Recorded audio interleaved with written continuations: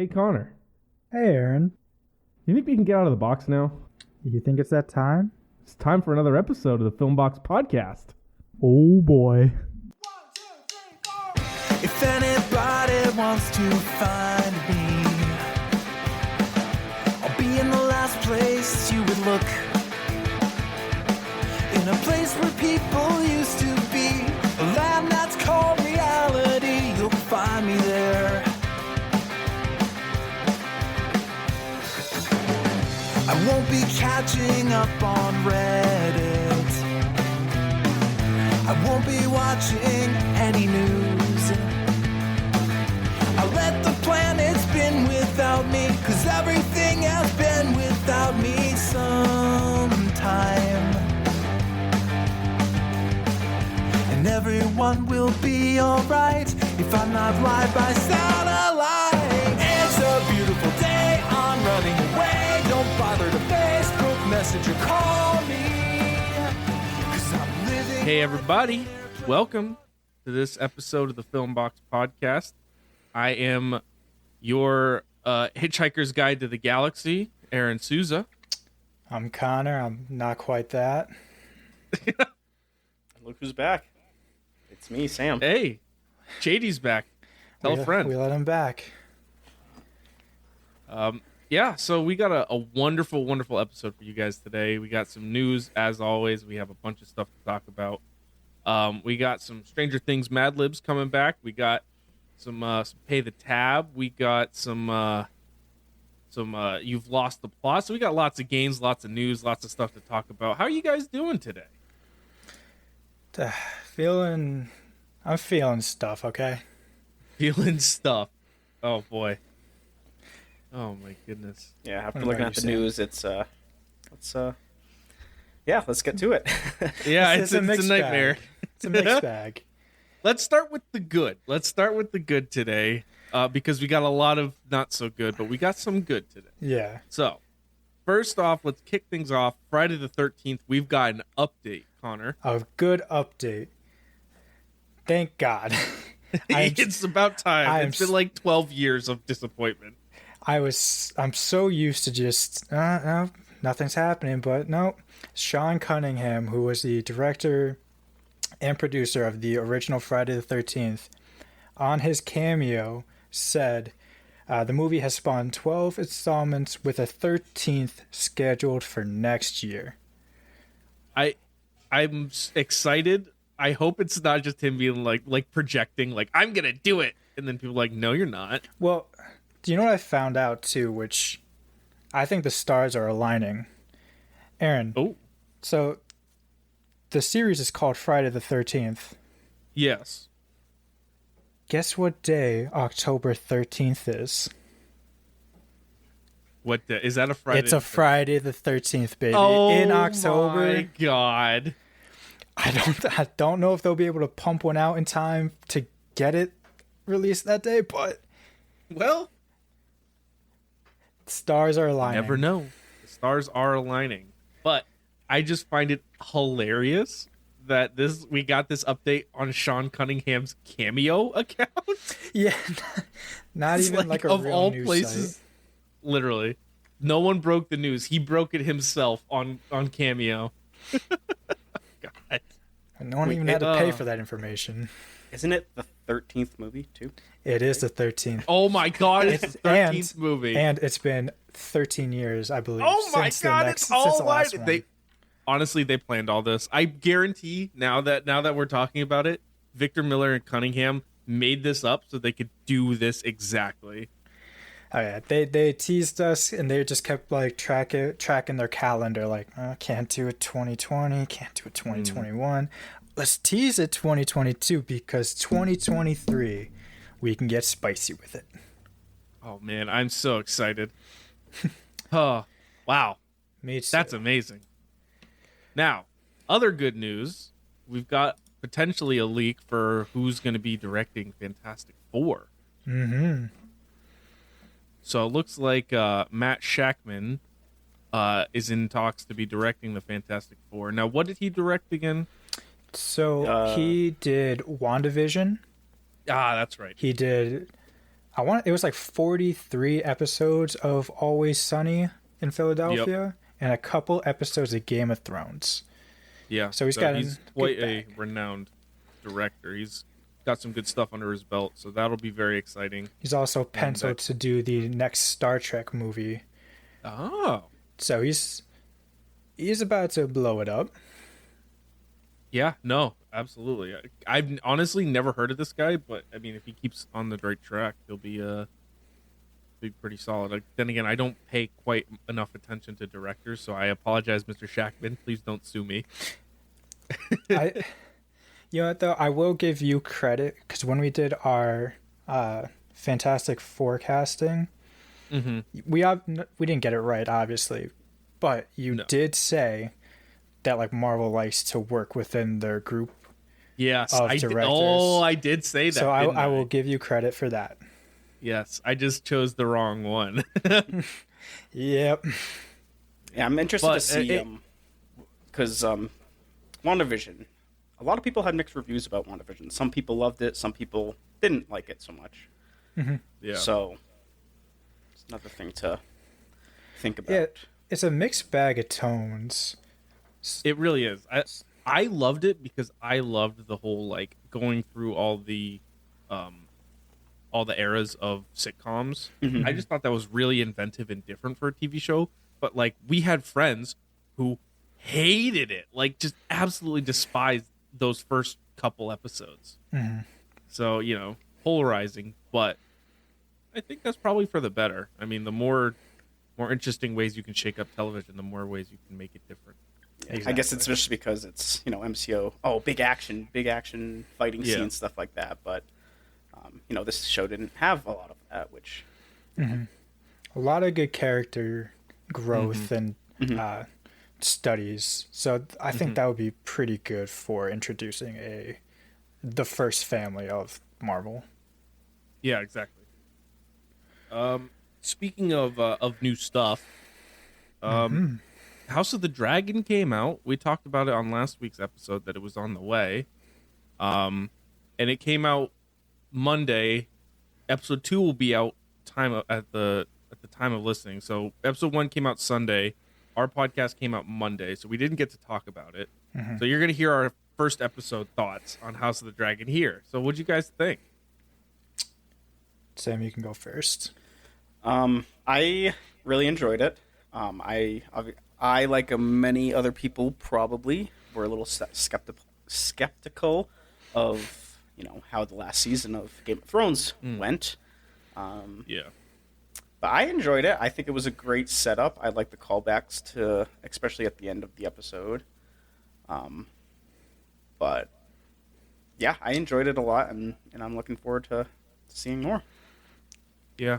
No, I think one of the things that I had heard before it premiered, and like what people were saying on reviews who had seen like the first half of the season or whatever, you know, is that they really took the time to return to like what made early season Game of Thrones good, which wasn't the action, it was the characters and the political drama and, you know, that sort of thing. And I could see even in episode 1 how they were building that, and it was just I loved that. I just think the drama of that whole idea is so good. So I'm really impressed with it. Yeah, it's funny because on one hand, I think it was pretty refreshing to take it back to basics. And on the other hand, once you're kind of used to like all the fighting and all the action, it was definitely like a nice slow episode. They had its moments with some fighting, some hogs getting chopped off.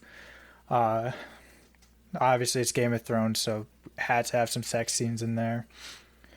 But yeah, I mean, it was still very much Game of Thrones, even all in one episode. Like, the action was still good for what there was. It was brutal. There was some really kind of weird scenes, disturbing scenes. And if you've seen it, you know what we're talking about. that one I had to look away. Yeah, it was tough to watch. But in the same vein, the characters are fascinating. I thought Millie Alcock did great as young Rhaenyra, and I'm really I hope we get to see more of her as that character before we go into Emma Darcy and like 20s version of Rhaenyra. So that's really exciting. Well, I mean, people, I would assume, agreed with us because it's already been picked up for a season 2. We knew that was coming. Obviously, there was no We knew it shot was- that this was getting canceled after. Yeah. Well, I mean, people could have said that about the other Game of Thrones pilot that had I think Olivia Wilde in it. Mm-hmm. Which was the thing for one episode and then was canceled. But I mean, no, it was good and already renewed. Didn't they set a record for most viewed premiere? 20 million viewers for the premiere. That's insane. Absurd. Did you see the TikTok? It was someone was just walking down the street and they looked up to an apartment complex, and 20 or so just had their windows open and you could see the lights change all together Yep. for the intro. I thought that was pretty Yeah. cool. It is pretty dope. Not gonna lie. It's cool to have that Game of Thrones to be excited for. Yeah, it's one shining spot in a sea of bad for HBO and Warner Brothers. Yeah, let's just get Just into it. An absolute cesspool of bad. Yep. Yeah, we might as well just get into it. Yeah, and Yeah, I hope I wasn't the only one, Googling the Targaryen family tree, trying to figure out where who's who and stuff like that, how far back it goes, stuff like that. Dude, So- I looked at it and it said nope. See, I'm too dumb to follow it, so I'm just here for the ride. Make it simple. Like, hey, that's Matt Smith. I know him. Hey, there's a man. He looks like he has blonde hair. Hey, that guy has cool hair. I'll root for him. That's pretty much how it went. Yeah, you can imagine my how God. disappointed I was when Sean Penn died so early. All right. Oh boy, HBO and Warner Brothers are Always in the news. always in the news. The cash cow just keeps just reining in that cash cow because Well, in the past week they've had a ton of stuff come out. so I don't even think we should call him a cash cow. I think we should actually be worried about setting up a GoFundMe because apparently they only have cash for 2 more releases this year. Don't Worry, Darling, and Black Adam. So they had to push a ton of movies back. Like Shazam 2 got pushed to March 17th. Yep. And that's when Aquaman 2 was dropping. So I think they pushed that to Christmas. Yep. And then other movies that had like The House Party remake, Nun 2, Evil Dead Rises, all getting pushed back. Just some broke boys over there. Yeah, it's bad. I mean, just the fact that they had to push back, like Shazam and Aquaman. Like Aquaman got pushed back all the way to December of next year. I mean, that's basically a finished movie at this point. Like they're in very much post production. Yeah, so there was a tweet from David Sandberg. He's the director of Shazam 2. And he said, "While I'm an impatient bastard who wants people to see it as soon as possible, the film will be fully done in just a few weeks. The move makes sense since Avatar was taking all the IMAX/PLF screens. Fury of the Gods is a big movie and should be seen big." So maybe it was strategic because I honestly think Avatar would have washed it, but It's not strategic. They looked at that and said, "Hey, we can say that, right?" they're like, "Oh, 'Cause thank we're God we have an broke." excuse." Yeah, thank the Lord. Woo. Man, we almost had to bite the bullet and actually like say that we're going broke. We might have actually had to release this. But yeah, so I will say though, I am really excited for Don't Worry, Darling. Oh, me too. I think that's going to be a fantastic movie. Black Adam, I'm a little less excited for because for me, any movie with Dwayne Johnson in it is a movie with Dwayne Johnson in it and not like a character movie. So we'll see on that. So, not to divert the conversation at all, but I did just see the Super League of Pets movie, Yeah. and Kevin Hart are in it. I almost call him Kevin Rock. Kevin Rock. Kevin Rock. And it was exactly that. Like, I was just like, okay, this isn't like, I'm not even watching a cartoon. This is just Dwayne Johnson. Yeah, it's so hard to honestly, just take him out of a role. Yeah, well, when you're such an iconic actor and you have that persona, and you are in so many movies, and it's not a detriment to anything that he's done because he's actually been in some really, really good movies. But for me, like, whenever that happens, where you just keep getting cast and stuff, and you're such an iconic person like that, I just end up seeing that movie in that character as like, this is Dwayne Johnson. This is not like Black Adam or like, any, like when he was in Jungle Cruise, it was just Dwayne Johnson in Jungle Cruise, and obviously in DC's Super League of Pets or whatever it's called, League of Super Pets. Like, it's just Dwayne Johnson voicing a character. So it's like, I've always struggled with that, and that happens for other actors too. Yeah, it's not just Dwayne Johnson. I mean, he could fold us into pretzels and toss us across the world. We don't mean to disrespect him this much, but please, Dwayne, don't hurt me. Yes, we can smell what the Rock's cooking. and if the Rock is cooking up a guest episode on the Filmbox podcast, definitely reach out at the Filmbox podcast at gmail.com. Yep, just a thought. Just saying. If this somehow gets in front of you, we would love to talk to you, Mr. Rock. Things just get worse for Warner Brothers, though. It's getting bad. I mean, literally, it's like every day a new headline comes out. And speaking of, well, I will say one good thing though. They are in discussion with Dan Lin to take over as DC, the head of DC, which is, I think, a good move. Yeah, they need someone in there to start fully fresh, fully from scratch. So that'll be good. Yeah, I mean, he's done the Lego movie, the It remakes, the Avatar Last Airbender series on Netflix. He's a pretty significant name to be helming like this universe for them. Yeah, I think it's a good strategic decision in a sea of bad strategic decisions. Yeah, they should just stop making internal graphics, I feel like. Oh God, yes.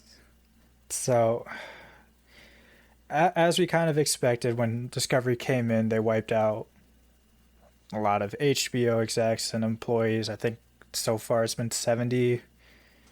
Probably going to be more. They cut like their entire, like the international product team, like unscripted, and the kids and family teams, all gone.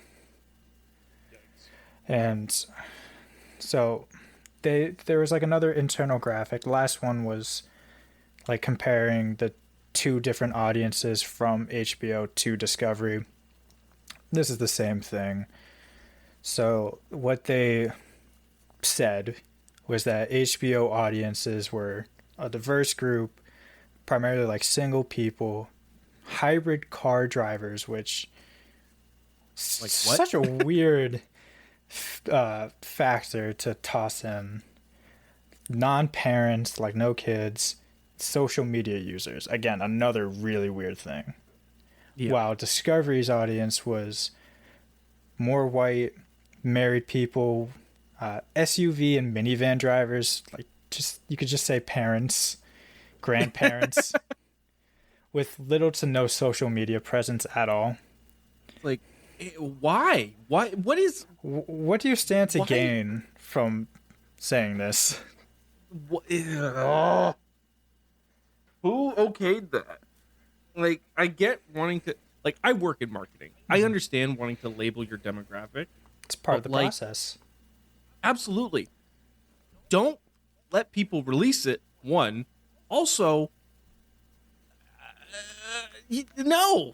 Like, some of those things, like I can see why you would want to, but the idea of like labeling every HBO user as a single guy who drives a hybrid and is heavy on social media, I mean, first off, that's just not true. First off, let's just put that right out there. but also it's such a like sexist labeling of your demographic, especially when you're saying like you oh everyone who's on Discovery love is like your white mom who loves reality TV and Super drives the mature, minivan. got their Like, life what? in check. Like what? Like no. Yeah. Give us age demographics. Give us gender demographics based on data. You know, like give us like I don't know. I could go on and on about stuff like that because I do it for a living and I understand the data and the targeting, but I don't know. Look, It's yeah. All this reads as is, hey, Discovery, white people love this. HBO, single people love this. Everyone else does. Like, that's just how this reads. I think the more irresponsible thing, like if you're gonna have that, great, keep it internal. Do not let that stuff get out to the press. People don't need to see your targeting, but two, like there's no need for that to leak out. Well, You know, that's an internal targeting. you know what helps keep that internal? Not pissing off half your staff Yeah, by that's true. firing executives, these people's colleagues, and just expecting everything to be all honky dory. Sam, do you have any thoughts on this? I mean, you guys pretty much covered everything. I mean, it's just some things that you need to keep within your business or your, to yourself, to your little group. Like my company would never release our demographics like that.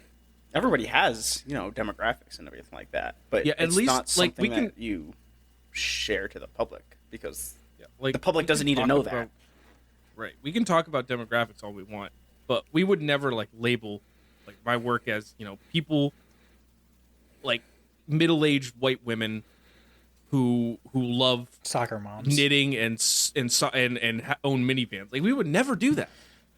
Yeah, do you know how just belittling it is? It's like, oh yeah, our listeners are box wine, minivan soccer moms, 3 kids who, So yeah, in stereotypical. between driving all their kids to practices, just wants to turn on a little Reality yeah, TLC. Oh boy. Because like, especially when a lot of the things that are gonna get cut, just with the people who have been fired and most likely will continue to get fired, the products that are gonna get put out are just going to be so, I don't even know how to describe it, just so narrow in their view. Because like as they themselves put it, HBO caters to a more like diverse audience, and now you're cutting the people responsible for that. Like one of the executives came out and they're like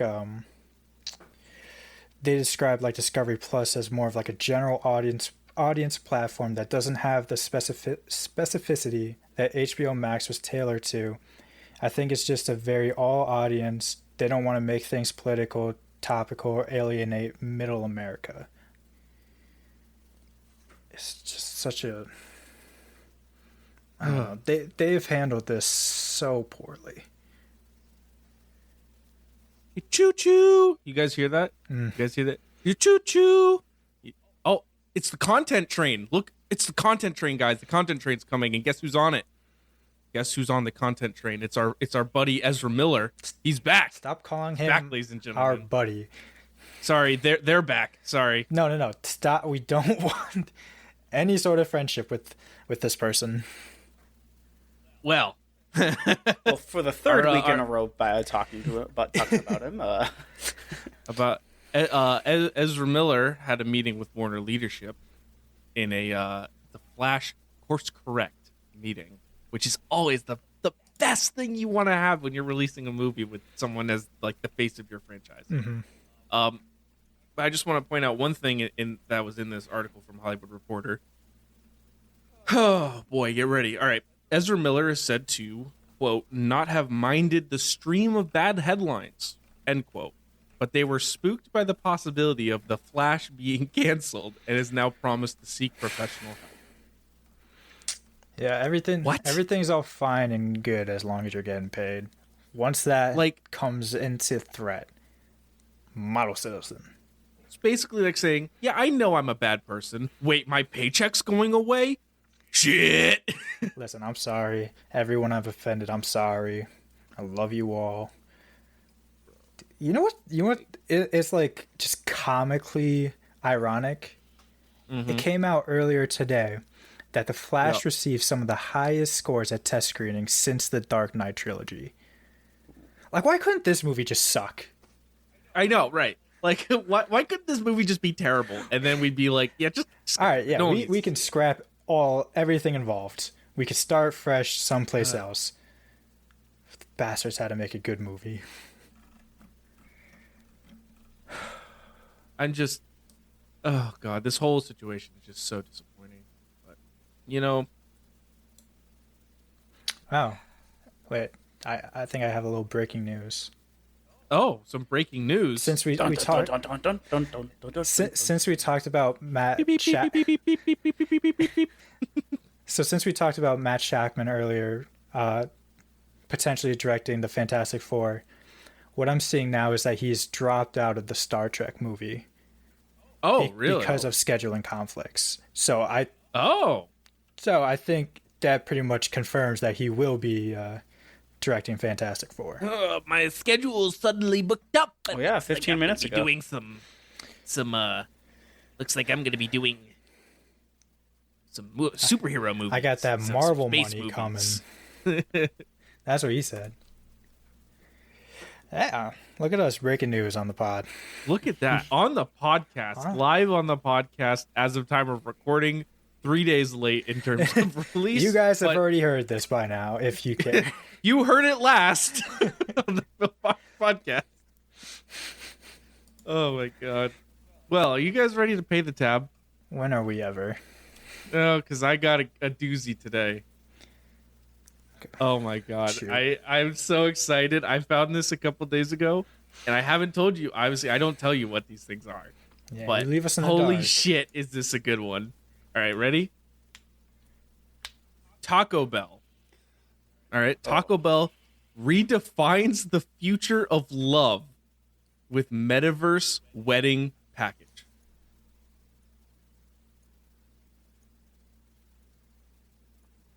And the silence. The fuck did you just say to me? Proud. What does that entail? Those are Taco words. Bell. I don't know if they should be going together. Taco Bell is redefining the future of love with metaverse wedding package. I don't know what else there is to say. I mean, it's self-explanatory. Oh my god. So this press release says bells are ringing as Taco Bell offers the chance for couples around the U.S. to apply to win the brand's first ever virtual, legal, and metaverse wedding package. I like that they had to include legal. Legal. It's a legal wedding. This is binding. Brands. Does it come with an appetizer, a fart, and a main entree of diarrhea? Yeah, there's Honestly, there's no champagne tower. It's just Mountain Dew Baja Blast. Yeah. No cake, just the crunch wrap. Oh my god. So they're the brand's love and marriage offerings are coming to Decentraland for this event, a 3D browser-based platform allowing shared virtual exploration to celebrate the love between one lucky couple in a uniquely Taco Bell experience. Okay. I just want to say, if you ever have a wedding where it's described as a uniquely Taco Bell experience, something went wrong somewhere in your life. Man, I cannot wait for the next Ice Age.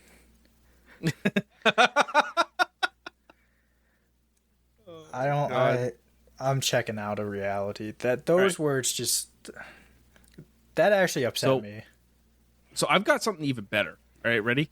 So this next paragraph starts. Oh god. No stranger to nuptials, Taco Bell is building on its 5 years of marrying couples at its Las Vegas Cantina wedding. What? Guys, Taco Bell's been doing this for 5 years.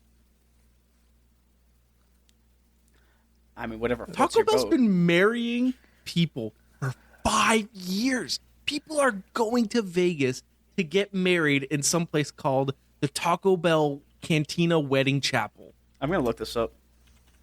I got it too now. This is Like- this is disturbing. Unbelievable.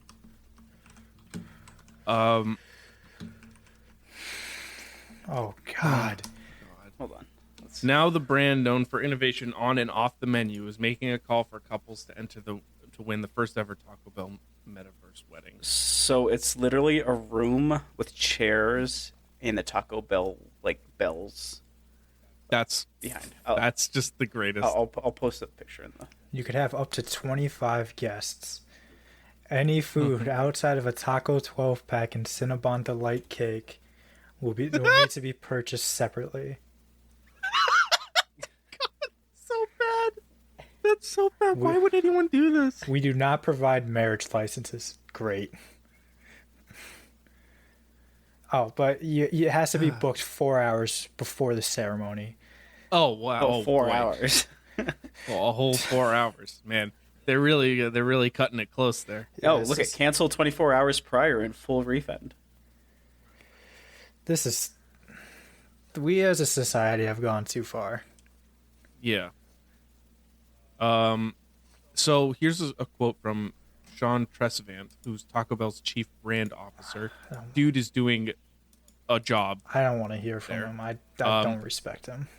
We're always looking for new ways to meet our fans where they already are and provide them with signature Taco Bell experiences, even when that's in the metaverse. By bringing the metaverse wedding to life and adding layers of the brand's live Moss mentality, the couple and attendees will be able to up the ante on their love for each other, for the brand they love too.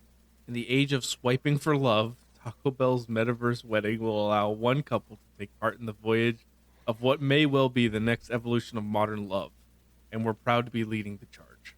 Guys, it's not. I not the can next evolution. honestly say it's not. I don't know if it's There's a lot of evolution. things that I don't know about, but I know it's not that. Why? I would love to be in the room when someone explains to them that they're having a wedding hosted by Taco Bell In the the metaverse. Like, those parents would be just disappointed, just sad. I don't even understand it. Like, what's the point of getting married in the metaverse? I don't know. Like, Also, I just want to point out in this press article, last thing. In 2021, Taco Bell developed its limited line of taco-themed NFTs, which sold out in 30 minutes. So, I don't know what kind of audience they have, but holy shit, they're doing something right. man, NFTs suck. God, I hate people. Yeah, me too. I'm looking at some All right. Mr. and Mrs. Taco Bell shirts. Mr. and Mrs. Taco Bell. Man, that's our favorite restaurant. Hey, you know, people do what people want. Good Lord. Oh, boy. Well, we can pivot off of that. Please. I got some Stranger Things Mad Libs to talk about. Oh, let's go. Let's give them something to Mad Libs about, which is the name for this bit that I've just come up with. So before we start this was I teased some news to you guys. So I saw that Noah Schnapp, who's been doing a lot of talking recently, Oh boy. he came. I think it was like an interview. I forget where, but he was saying how the directors were getting mad at that the kids were aging faster than their characters. Oh, really? Like, I mean, if you do look at Will from season 1 to season 4, that was a ooh. so I feel like there's an easy solution here. Make them older. Yeah. Well, isn't the next season? I think they confirmed that the next season 5, is going to be. I forget how many years in the future, but I have no idea. I thought it was going to take place right after what this one was. I saw they I, don't know, started I might have thought storyboarding. something. But I don't know. But they're basically upset, like, you guys are going through puberty, but we didn't write that yet.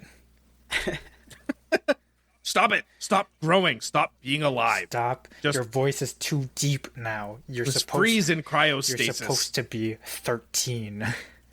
Get the carbonite. Yeah. All right, let's get on with this. All right, Mad Libs. Stranger Things Mad Libs. All right, so obviously you know how Mad Libs work. I'm going to ask for stuff. You give me the stuff. We'll go back Okay. and forth. I need a part of the body, plural. Toes. Toes. Much more mature. I man need than an me. adjective. Oh God. Sprint. What? No, that's a verb. Oh God. That's a verb. Oh, Did you say sprint? oh my God. Dude, the Taco Bell wedding just has fried me. Between Ezra Miller and Taco Bell. Oof. The brain's it's just shutting itself off. It's in its fight or flight mode. Oh God. Adjective you said, right? Yes. Tall. Tall. Tall toes. All right. Tall toes. Last name. Just any last name.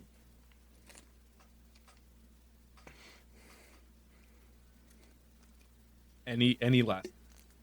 Why is this so hard? And any literally Steel there's flex. billions of last steel flex.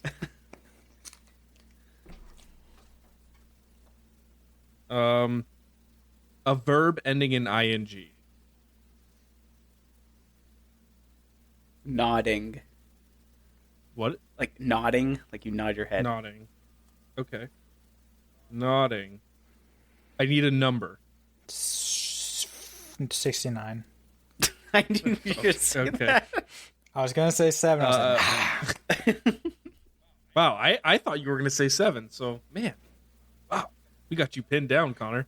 life hack for everyone your mind. listening: if someone is ever saying like, "I'll pick a number 1 through 10," it's always 7. That's always 7. Mm. Always 7. Always 7.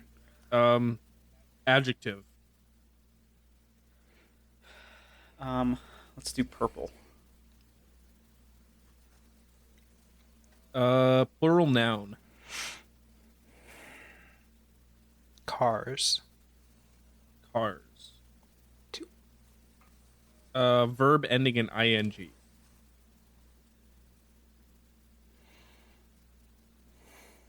Swimming.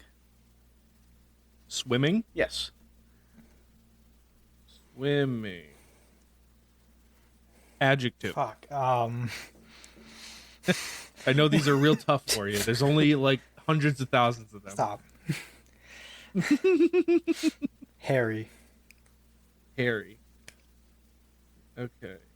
Verb. Playing. Not an ing. Just a verb. So we can say play. Yeah, we'll do play. Yeah. Play. Same plural noun. So cars. Okay, I need a different noun. Lightsaber. Lovely. Okay. Type of building.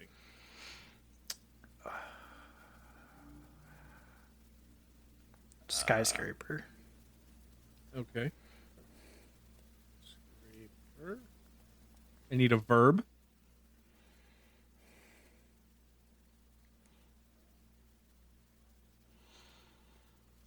Sit. Sit. I need a silly word.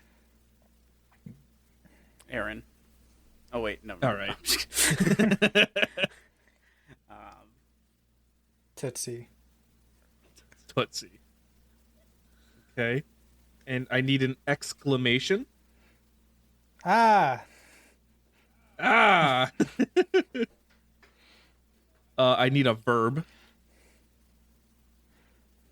Type. Hype. Like you type on a computer. Oh, type. Yes. Okay. And I need a plural noun. Balls. Balls. Okay. All right. So this is called Will, Are You Out There? Or Are You There? I know he's out there. I can feel it in my toes. My tall son is alive. and I don't care what Jim Steelflex or anyone in this town thinks. Great name, by the You're way. welcome. I heard my Will nodding into the phone. I know it was him. I'm 69% sure of it. But the phone, that purple phone got zapped again. I felt so hopeless, but then I noticed the cars are starting to flicker. I'm telling you, it was a sign.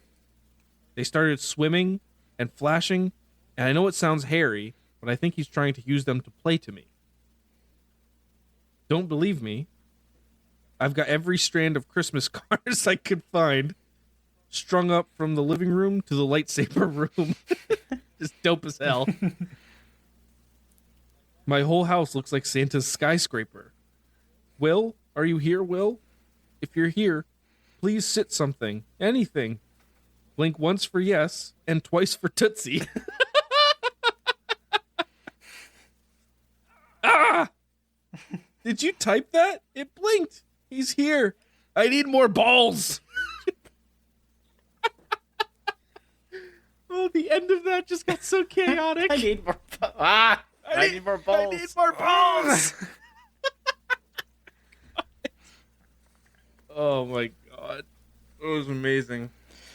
All right, I got one last game before we end this episode for you guys, and it's a game that we haven't played in a little while. But it's a fun one. It's called You've Lost the Plot.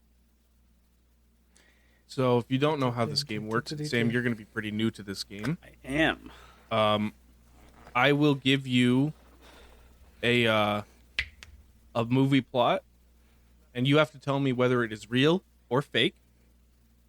And for bonus points, if it is real, if you can tell me what the movie is and subsequently what year it released, I will give you up to 3 points. Good lord. Oh, jeez. All right. All right. All right. So we're going to start with this one. All right. This says, after they discover their beat boss is his dead body inside of his beach house, 2 overlooked insurance company workers must make it seem like the corpse is alive long enough to evade becoming his murderer's next targets. I will give you each a chance to say if it is real or fake. I think it's fake. I also think, yeah, that's definitely fake. This would be a real movie. What? I thought it was going to be like. I thought it was going to be obvious. Is this Weekend at Bernie's? It is Weekend at Bernie's. I thought they were college kids. Damn. This is Weekend at Bernie's. Can you give me the year that this movie was released? 89. Damn, Connor, you got it right on the nose. 1989. So that is what, 2 points for Connor. I don't think I deserve that. We didn't get it right. Okay, so no points. I'll drop it to no points. I'm an honorable So man. here's the next one. A stuck-up man with an amazing job and life in the city sets out on a cross-country road trip after losing his job with nothing but a suitcase and his best friend, his dog Macy. Along the way, they meet a variety of strange, funky, and helpful people who teach him that life is more than just wealth. Is that real or fake?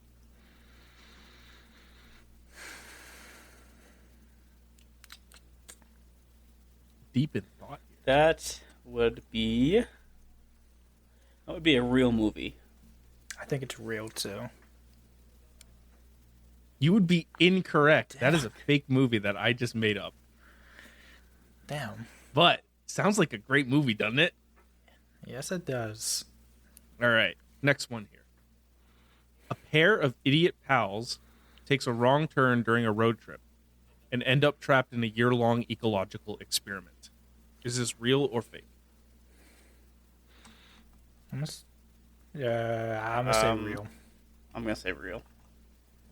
It is real. Now, can you give me the name of the movie? It's not Dumb and Dumber, is it? It is not. I know this one is fucking Biodome, is it? It's Oh, Biodome. I don't know. Oh, What year was Biodome released, Connor? shit. I know it's like mid 90s because I know Pauly Shore's in it and it is horrifically bad. Toss up. I'm gonna say 94. 96. 96. Oh my God! Right on the money again. 1996. So Connor's got 3 points. Sam has 1 point. That one was earned. But there's still two more. There's still two more to make up. Comeback season. All right, here's the next one. An obsessive surgeon kidnaps a beautiful female car crash victim, amputates all of her limbs, and makes her fall in love with him. Is this real or fake? Oh, I was gonna say that sounds like 10 Cloverfield Lane, but he didn't do that.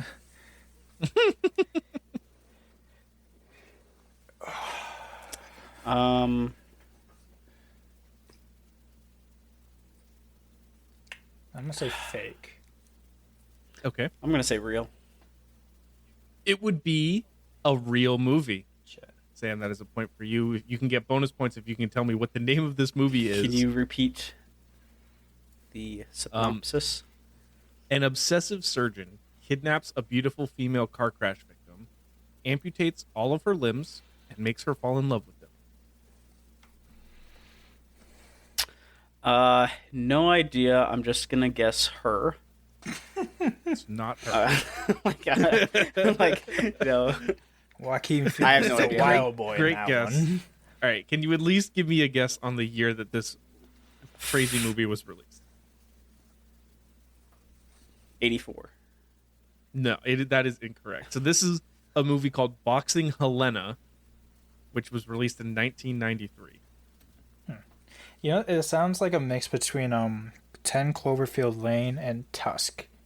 If you've ever heard of the movie Tusk. I've heard I of the don't movie and I refuse to watch the movie. Yeah, it's probably a smart call. All right, last one here, and this is for. I mean, this is for the tie. Mm-hmm. A couple vacation in Egypt and visit the pyramids when a freak accident releases the spirit of the nastiest pharaoh in all of the ancient world, and he's hell-bent on revenge. Is this real or fake? I'm gonna say real. That'd be a fake movie. Sam. This is a fake movie. Fuck. Damn it. Jeez. So we've ended in a tie in the most anticlimactic thing possible. We have ended in a I tie. hit 1 3-pointer and nothing else.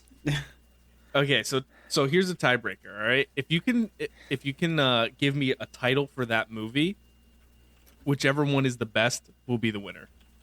Say the plot again. A couple vacation in Egypt and visit the pyramids when a freak accident releases the spirit of the nastiest pharaoh in all of the ancient world, and he's hell-bent on revenge.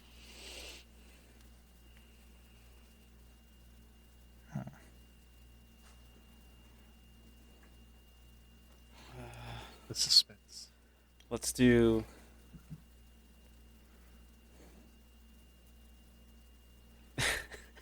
Where's the Jeopardy music? When I was gonna say. I'm trying to just figure out what tone I want it to be, because I obviously you want to do something funny, but if this movie does not sound funny, and you would not like rename like the King's Speech as like, oh, the talking show. Mr. Man finds his voice. This dude No, learns to you speak. can make it funny. You can make it funny. I'm just saying, I will choose the best one. I'm gonna go with The Haunting of the Nile. Oh, okay. I like that. It's a tough one to beat. Connor, do you have one that you can beat?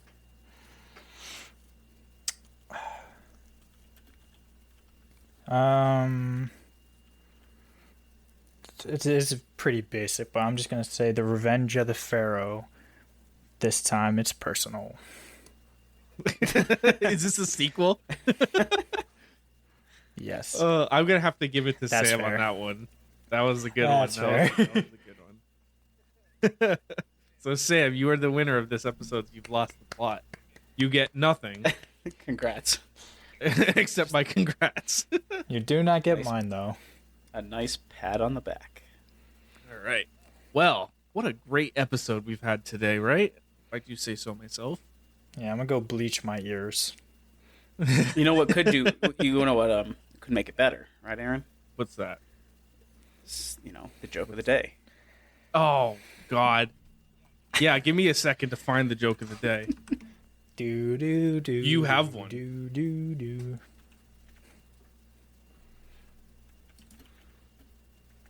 Okay. If April showers bring May flowers, what do May flowers bring? The Pilgrims. Hey, he got it. Let's Yeah. go. Shove it, baby. I got one for I've you. got a bonus No, one. I got one for you. Okay. What do you call a pudgy sidekick? What? A fortune teller. Oh my God. I love it. Well, thanks guys for recording another amazing episode of the Film Box podcast. If you like this episode, please let us know. Leave a review, give us a rating on your favorite podcast platform. Give us a follow, and also you can follow us on Twitter at the Film Box Pod. And we have an Instagram page. We have a new Facebook group. If you like the Film Box, you can join the Facebook group, and we're just gonna try and build a community of people who enjoy the show and enjoy movies and like talking about movies, and just a place where we can have a community of people in a safe space where we can talk about what's coming out, what their favorite things are, get opinions, all that kind of fun stuff. And we also have a merch store, which will be linked in the description.